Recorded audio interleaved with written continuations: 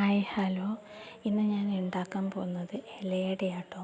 അതിന് വേണ്ടിയിട്ട് ചെറുപയർ, ഗോതമ്പ് പൊടി, ഉപ്പ്, തേങ്ങ, ഏലക്ക, വെള്ളം, ഇത്രയാട്ടോ ഞാൻ എടുത്തിരിക്കുന്നത്.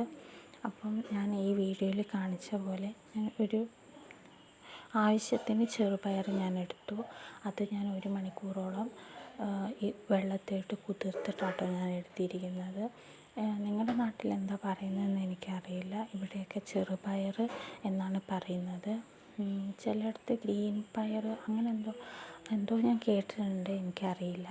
അപ്പോൾ ഈ ചെറുപയർ ഞാൻ എന്ത് ചെയ്തു, കഴുകി വൃത്തിയാക്കി കുക്കറിലിട്ട് വേവിച്ച് അതിലേക്ക് ഏലക്കപ്പൊടി, വെല്ലം കുറുക്കിയത് അതും ഒഴിച്ചു. പിന്നെ ഒരു പിടി തേങ്ങ, പിന്നെ ഇച്ചിരി ഉപ്പ്, ഒരു നുള്ളുപ്പ് അതും കൂടി ഇട്ടിട്ട് ഞാൻ കുഴഞ്ഞ പരുവത്തിലേക്ക് എടുത്തു.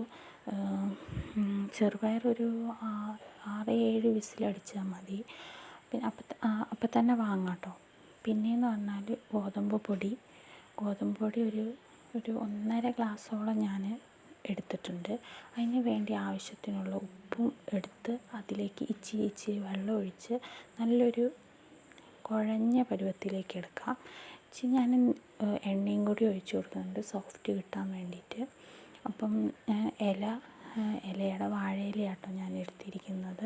അപ്പം അതിലേക്ക് നൈസായിട്ട് പരത്തി മാവ്, നമ്മൾ ഗോതമ്പ് കുഴച്ച് വെച്ചത് അത് നൈസായിട്ട് പരത്തി ഞാൻ ഉണ്ടാക്കി വെച്ച ചെറുപയർ, വെല്ലമൊക്കെ ചേർത്തത് അതും വെച്ചിട്ട് നമുക്കൊന്ന് അടച്ചു കൊടുക്കാം. അപ്പോൾ ഇങ്ങനെയാണ് ഞാൻ ചെയ്ത് വെച്ചേക്കുന്നത്. അപ്പോൾ എല്ലാം നമുക്കൊന്ന് ചെയ്തിട്ട് നമുക്ക് കുക്കറിലിട്ട് ഇത് വേവിച്ചെടുക്കാം. ഇതിപ്പോൾ ഞാനൊരു 12 വിസിലോളം ഞാൻ നോക്കി വെച്ചിട്ടുണ്ട്. അപ്പം എൻ്റെ ഏകദേശം തയ്യാറായി, ക്ലിയറായിട്ട് വെന്ത് ആയിട്ട് വന്നിട്ടുണ്ട്. ഇതാട്ടോ ലാസ്റ്റ് ഉപ്പ്